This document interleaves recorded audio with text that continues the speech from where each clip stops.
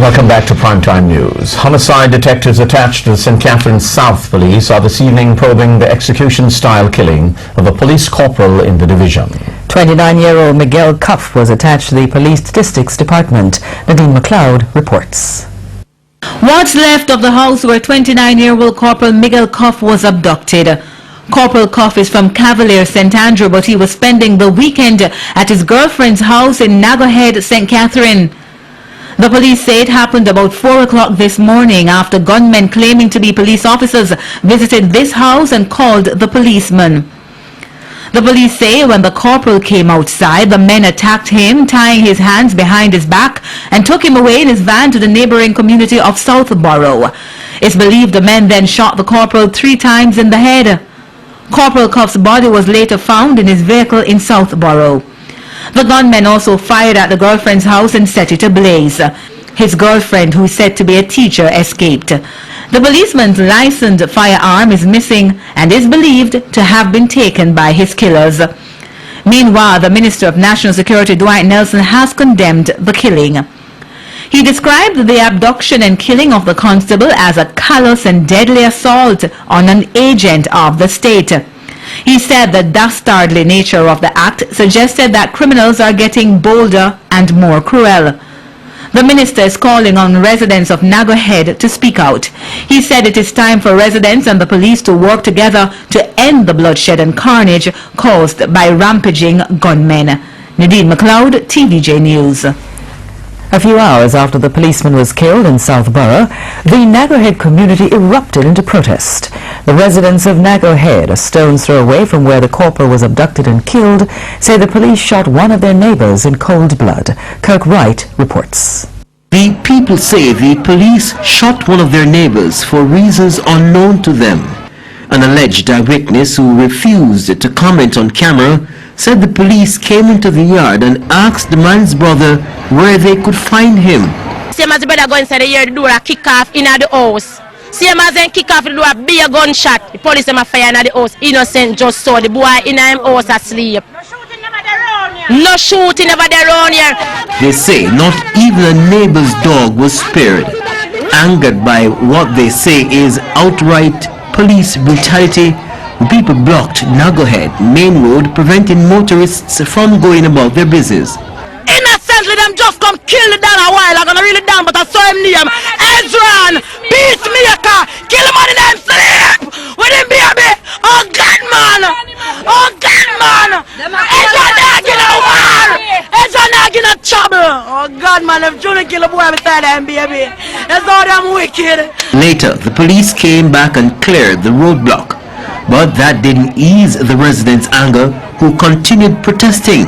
TVJ News contacted Deputy Superintendent Clive Blair of the St. Catharines South Police this evening for a comment, but he said he was still gathering information on this morning's incident.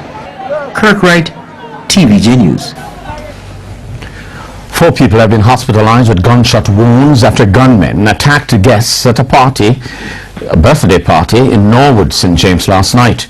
The injured, which include women, are said to be in serious condition. It's understood that the party was in full swing when armed thugs walked up shortly after 10 and began firing a series of shots. Guests were sent scampering for safety, and when the shooting subsided, the 4 injured persons were found and taken to hospital. No motive has yet been established for the latest incident, which has left sections of Norwood tense. Several persons have been murdered in an ongoing conflict in the community since last September. The Member of Parliament for South Central St. Catherine, Sharon Hay Webster, is expressing optimism this evening that peace will be returned to Marchpen Road.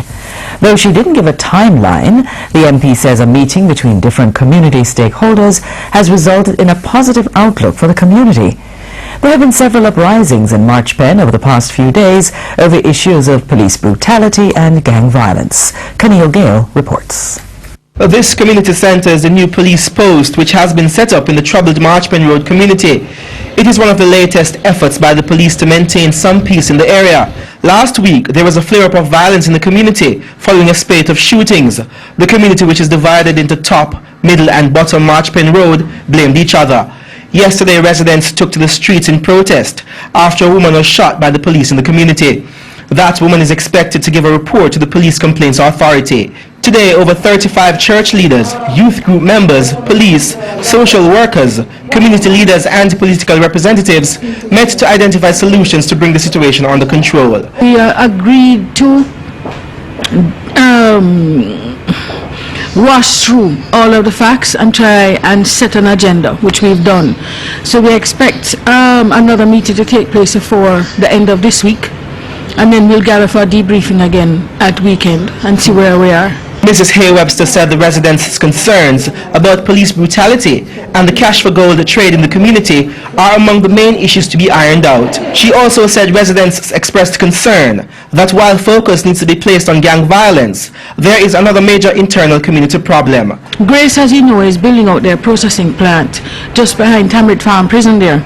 And some of the persons who had been occupying those lands have had to move.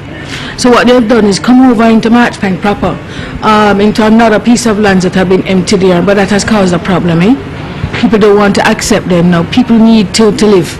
And we need people who have been living there, their kids are at school, they're working.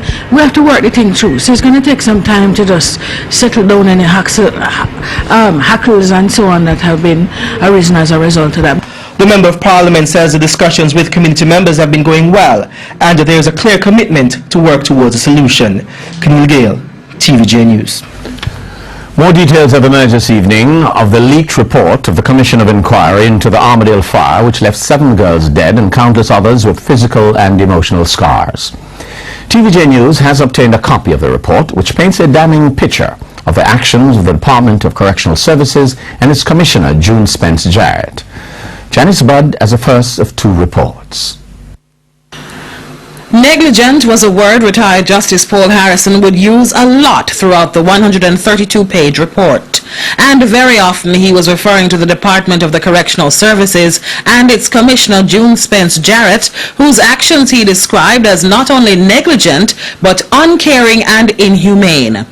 Justice Harrison said Mrs. Spence Jarrett unwisely made the decision to house 23 girls in a dorm with only 7 bunk beds with 14 mattresses and limited space.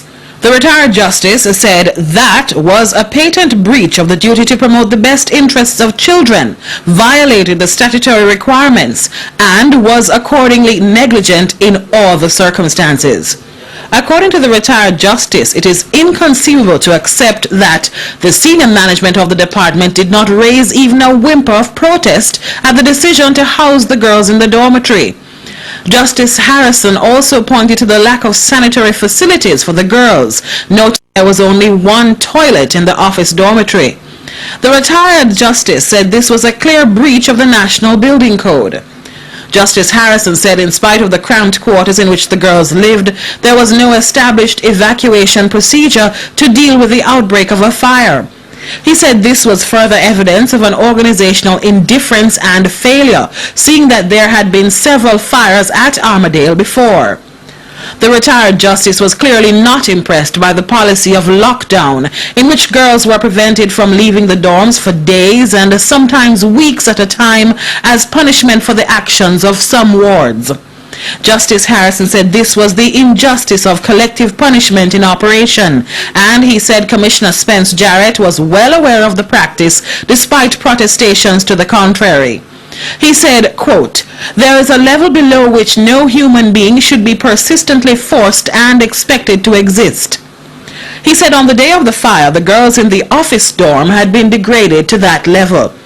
According to the retired justice, the conditions under which girls were housed were not only in breach of Jamaica's Child Care and Protection Act, but the United Nations Standard Minimum Rules for the Administration of Juvenile Justice. And he said the recurring complaint of a lack of resources, though understandable, cannot be a rational or acceptable reason for some of the unlawful actions and breaches of rules by the Department of Correctional Services.